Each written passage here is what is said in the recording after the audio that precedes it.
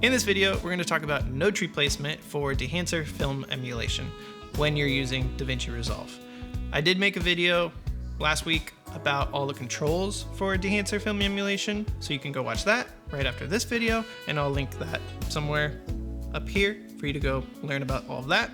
I will also say Dehancer provided me with all the software to make these videos and a code for 10% off when you purchase a subscription or a lifetime license, and I do get a small percentage of commission from that when you use that code. With all that said, all out of the way, let's get into DaVinci Resolve. I want to show you kind of the setup of how I like to set up Dehancer, but then other ways. I will also say if we go over to Dehancer's website, you go over to this Learn page, there is pages upon pages upon pages of education and history and things you can learn, workflows, ACES pipeline, Adobe Premiere Pro, like there's a lot here on how to correctly use Dehancer, but then even just creative things you can do with Dehancer. So highly recommend if you're gonna jump into this plugin, spend a little time in here. If you also want to learn how they actually made their film emulations, it's really cool. Too much to talk about here, so let's get back to DaVinci Resolve. Saw a little of this clip earlier, but we're gonna color grade it from scratch using Dehancer. And jumping into our setups, I've created a basic color grade here. So this is kind of like my basic node tree. We have CSTs, if I get rid of everything, CSTs, converting, Panasonic Vlog. If I go over to my color raw tab, this is ProRes RAW converted to Cinema DNG. We're in Panasonic V Gamut, Panasonic Vlog. I have this CST converting Panasonic Vlog to DaVinci Wide Color Gamut, and we can check that right here. And then if I go over to this last CST, that is taking DaVinci Wide Color Gamut, DaVinci Wide Intermediate to Rec. 709 Gamma 2.4. And then we have just a lot of fun stuff in the middle. Saturation, contrast there. I have some HDR wheels pulling down these highlights, and then a mask in here as well. I did learn this color grade kind of set up from someone on YouTube. I'll make sure to try and put their card link right up here to that color grade. Really enjoyed this, and I've been kind of using this setup and template for a while now. So now that we've seen kind of our nice Rec. 709, pretty like clean color grade, I'd say. Like highlights aren't clipping, blacks aren't clipping. Could spend more time on this, but I'd say this is in a good spot. Let's bring Dehancer in. So this is our node tree. If we just added Dehancer to it, this is what that would look like. Now we have Dehancer. I'll show what I've done in Dehancer later, but for now, just showing you where to set it up in the node tree. I have it right before my last CST. So if I go over to File, Project Settings, Color Management, we are in normal DaVinci YRGB. Rec. 709 is my timeline color space, and Gamma 2.4 is my output color space, because that's what my monitor is set to and calibrated to.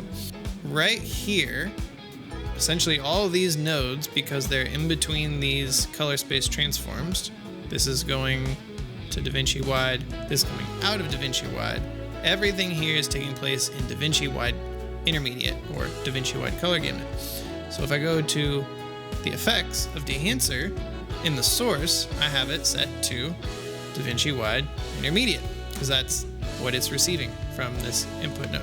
If I changed this, things would start to get wonky because it wouldn't be in the correct color space. By the way, if you wouldn't mind liking this video, leaving a comment, give me your thoughts.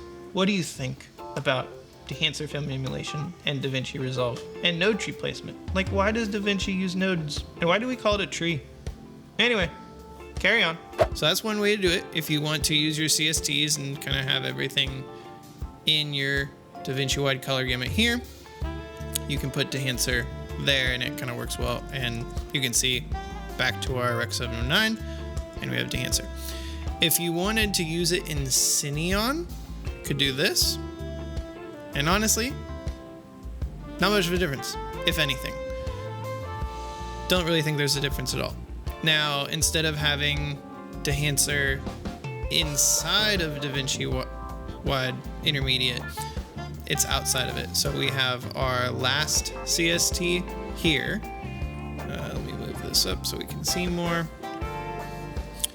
Same CST at the end that was in that last node tree, but right after it, we have another color space transform, bringing it to Cine on Film Log, and then we have Dehancer at the end, and we have set our source to Cine on Film Log. This is very like a really normal way. Say you wanted to use DaVinci's LUTs. If I go here, LUT, and let's see, film. Where are my film LUTs? They're gonna, here there. Let's see, codec. And then maybe pull, where's my key? Yeah, pull this a little bit.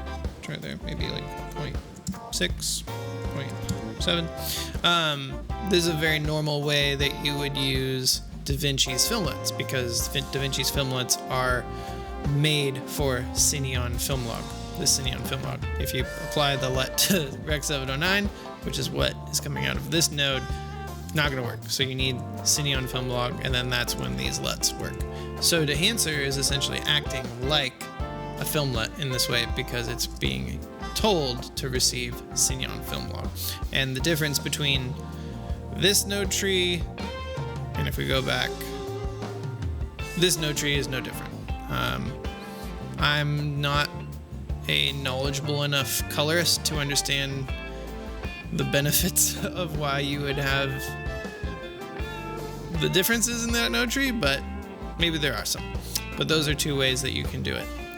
For there, and then lastly, if we wanted to just use Dehancer, forego all of the color space stuff, I can go into Dehancer, choose the camera that I used. I used the Lumix S1H, shot in Vlog.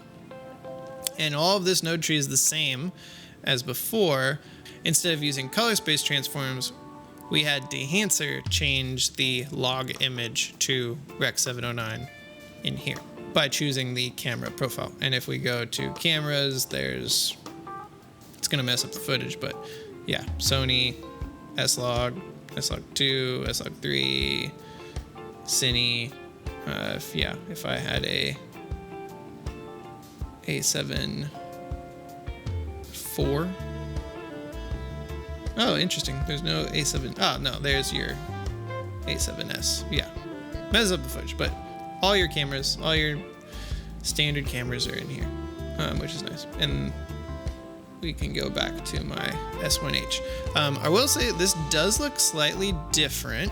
If we go back, say, to my CST, you can see the differences there. I'm not sure exactly why that is. Looks like, if we go back to, let's see, looking at the scope over here,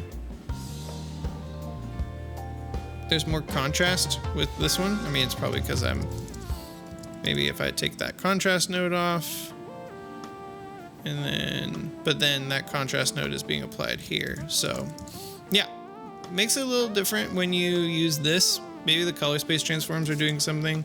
But if you want these nodes, especially if you're doing like really hard color grading, pushing things, probably want to keep things in DaVinci Wide Intermediate. And then lastly, if you just wanted to use Dehancer and nothing else, this is what it looks like. A lot was happening in that node tree, so we should mess with this and not just apply what we had in that node tree to this, but we can use Dehancer, and we're using an S1H here. So that's setup wise, things you can do for Dehancer. And I do love that there's so many source options here for what we can do in terms of having DaVinci Wide Gamut Intermediate, Cine on Film Log, all these different input sources makes this plugin really flexible and one of my favorite features about it. So that's node tree placement using Dehancer and kind of where to put it. A few different ways of where you can put it in your node trees. If you have any questions, maybe something I didn't really talk about in this video, please leave a comment. You can go back and look at all the videos I made this year. I really do try and answer every single comment left on my videos. It helps me, in full transparency, drives engagement and gets more people to see my videos. But then as well, I do this to help people. I do this to provide information, and if I've learned something, I want to share it. And then there might also be something where you might know something that I don't, and we can share it, and we're all the better for it. So please leave a comment if you have any questions. Also, genuine question to ask you. Do you want me to make more DaVinci Resolve videos? I think there's some things I can share, some things I know about the software, and if you want me to make more DaVinci Resolve videos, let me know. And if there's a specific video you want me to make about DaVinci Resolve, let me know in the comments. With all that said, hope you're having a wonderful day. YouTube's gonna recommend you watch something of mine over here. Who knows? Could be last week's video, could be another video. Probably something about Lumix. But anyway, have a good one. Bye-bye.